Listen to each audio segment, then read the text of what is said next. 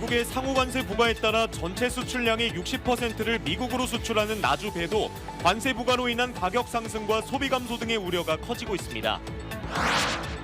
여름철 산업 현장에서 질식 사고가 끊이지 않는 이유는 더운 날씨에 유해가스 발생 위험이 커지는데도 여전히 기본적인 안전수칙조차 지켜지지 않기 때문입니다.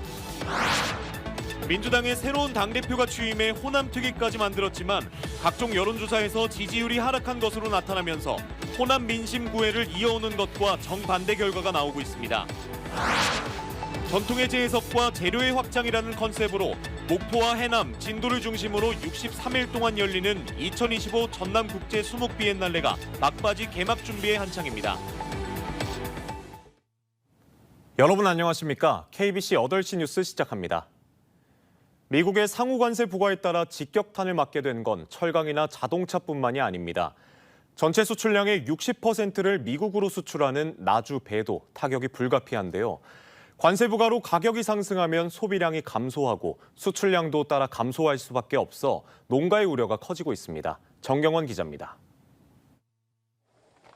나주시 봉황면에서 미국 수출용 배를 생산하는 나종필 씨는 수확철을 앞두고 걱정이 이만저만이 아닙니다. 15% 관세가 부과되면 현지 소비량이 줄고 결국 수출량도 감소할 수 있기 때문입니다. 관세가 올라가지만 이제 전 세계적으로 경기도 안 좋은데 가격까지 오르니 미국에서 과연 얼마나 소비가 될지 이런 것도 걱정입니다. 미국 현지에서 배의 인기가 높아지면서 나주배는 해마다 2,000톤 이상 미국으로 수출되고 있습니다. 전체 수출량 가운데 60%를 차지하는 최대 수출국입니다. 올해도 지난 18일 조생종인 원황배 110톤을 시작으로 계속해서 수출길에 오르고 있습니다. 아직 올해 산 배가 미국에서 판매를 시작하진 않았지만 통상 5kg에 21.7달러 안팎인 나주배 판매가는 관세가 부과되면 25달러 가까이 치솟을 것으로 예상됩니다. 과일의 경우 대체재가 많은 만큼 소비량이 30%가량 줄어들 수 있다는 관측이 나오고 있습니다.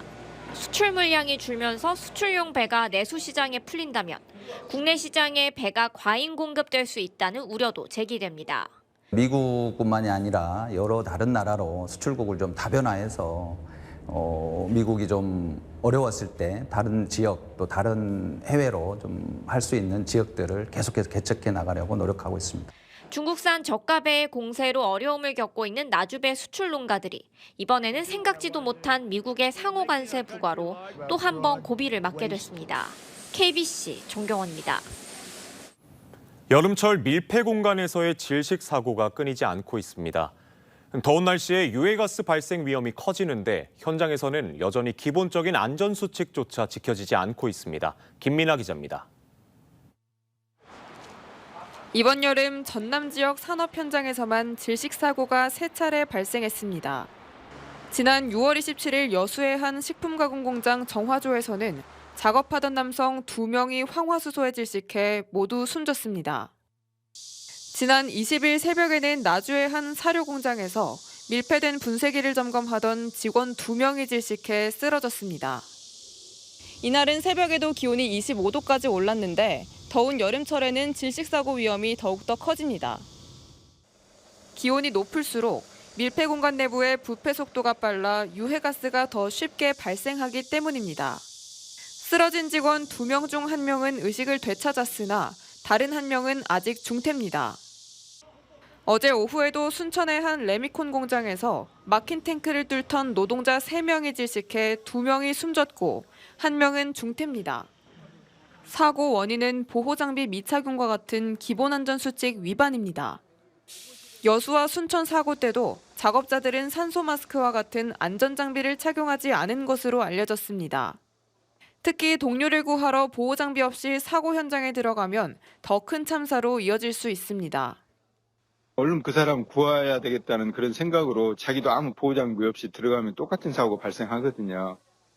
고용노동부에 따르면 지난 10년간 밀폐공간 질식사고로 126명이 숨졌고 이 중 약 3분의 1이 여름철인 6월에서 8월에 목숨을 잃었습니다. KBC 김민아입니다. 3명의 사상자가 발생한 순천 레미콘 공장 질식 사고와 관련해 경찰이 본격적인 조사에 착수했습니다. 전남경찰청은 어제 사고가 발생한 H산업 대표와 임직원 등 4명을 참고인 신분으로 불러 숨지거나 다친 노동자들이 공장 내 저장용 간이탱크 청소 작업에 투입된 경위와 안전지침을 제대로 지켰는지 여부를 조사했습니다. 노동당국도 사업주가 중대재해처벌법을 위반했는지를 조사하고 있습니다. 어제 오후 1시 30분쯤 순천의 한 레미콘 공장에서 간이탱크 내에서 청소 작업을 하던 작업자 3명이 쓰러져 2명이 숨지고 1명은 중태에 빠져 치료를 받고 있습니다. 최근 산업안전사고가 잇따르자 전라남도가 산업 현장 위험 사업장에 대한 전수조사를 실시하기로 했습니다. 김영록 전남도지사는 재난종합상황실에서 대책회의를 갖고 미리 방지할 수 있는 사고들이 연이어 발생하고 있다며 고용노동부 등과 함께 산업재해 고위험 사업장에 대한 전수조사를 벌여 안전사각지대 해소에 나설 것을 주문했습니다. 어제 순천의 레미콘 공장에서 질식 사고가 발생해 2명이 사망하고 1명은 중태이고 지난 10일 고흥 양식장에서는 외국인 근로자 2명이 감전돼 숨지는 등 최근 안전사고가 잇따르고 있습니다. 더불어민주당을 향한 호남 민심이 심상치 않습니다. 새로운 당대표가 취임한 뒤 각종 여론조사에서 지지율이 하락한 것으로 나타났는데 민주당이 호남 민심 구애를 이어오는 것과는 정반대 결과입니다. 이형길 기자입니다. 새로운 정부 출범 뒤 호남의 민주당 독주 체제는 더욱 강화되었습니다. 여당인 민주당 지지율도 지난달까지는 각종 여론조사에서 70%를 웃돌았습니다. 하지만 이달 들어 하락세가 뚜렷합니다. NBS 여론조사에서는 지난달 말 73%에 달했던 민주당 지지율이 이번 주 들어 61%까지 하락했습니다. 반대로 조국혁신당은 2자릿수를 회복했습니다. 리얼미터 여론조사에서는 지난달 말 79%로 80%에 육박하던 지지율이 8월 둘째 주 기준 49%대로 떨어지며 50% 벽마저 무너졌습니다. 조국혁신당은 같은 기간 4.8%에서 17.6%까지 지지율이 올랐습니다. 민주당 새 지도부가 호남 특위까지 출범시키며 호남 민심을 신경 쓰고 있지만 짧은 기간 지지율의 하락세가 매섭습니다. 야권에서는 조국 전 대표의 사면 등을 가장 큰 원인으로 꼽습니다. 결국에는 조국 대표를 풀어준다라고 하는 어떤 정치적 미략 같은 것들이 있었던 것 아닌가. 또 민주당이 강경 지지층 중심의 운영을 강화하고 있고 이재명 대통령은 민생 노선에서 선명성이 옅어지며 국정 지지율이 떨어지는 것도 한 이유로 꼽힙니다. 지금 대통령과 당의 어떤 문제는 공동 운명체이기 때문에 지지율 하락의 원인 또한 다르지 않다고 봅니다. 과거 호남에서는 민주당 지지세가 약화되더라도 선거 때가 되면 다시 회복하는 모습을 보여왔습니다. 하지만 지금은 조국혁신당이라는 대안 세력이 보폭을 확대하고 있어 민주당도 안심하고 있을 수만은 없을 것이란 분석입니다. KBC 이영길입니다. 생활고를 핑계로 아내와 2아들을 살해한 40대 가장에 대해 검찰이 무기징역을 구형했습니다.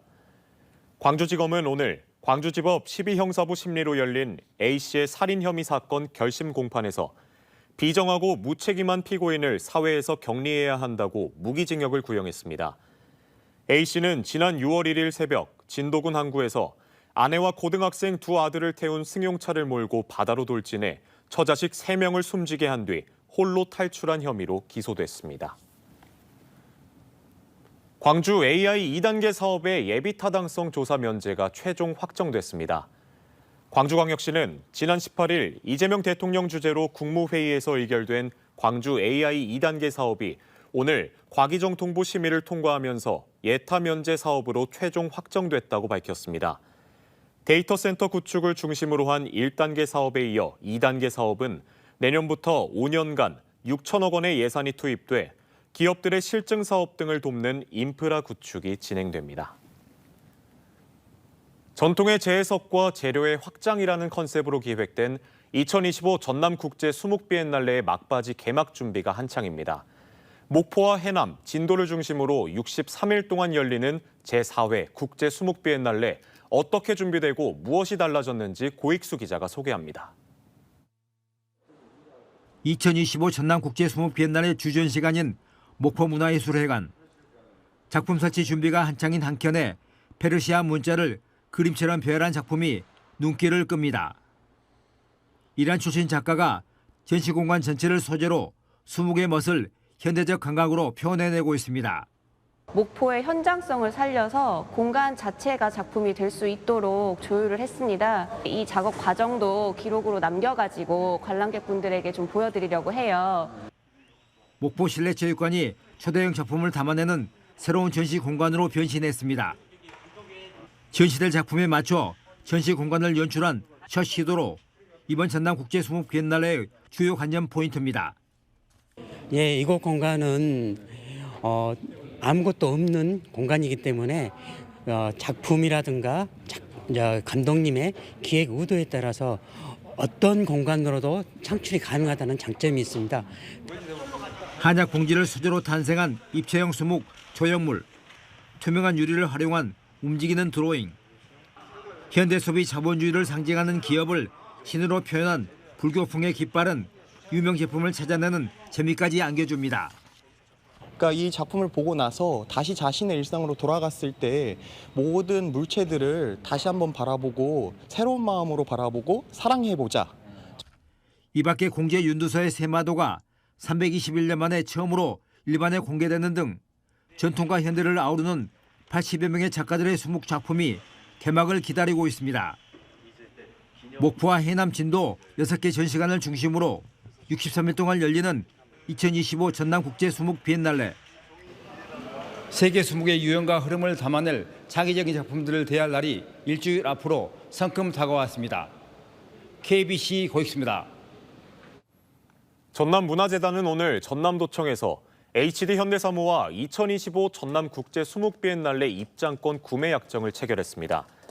HD 현대사무는 2천만 원 규모의 입장권을 구매해 임직원의 문화향유 기회 제공과 복지 증진에 활용하고 2025 전남국제수묵비엔날레 성공 개최에도 힘을 보태기로 했습니다. 의정 갈등이 누그러지면서 광주 대학병원 두 곳에 전공의들이 충원됩니다. 전남대병원은 올해 하반기 인턴 108명, 레지던트 281명을 모집했는데 각각 지원율이 63% 안팎으로 확인됐습니다.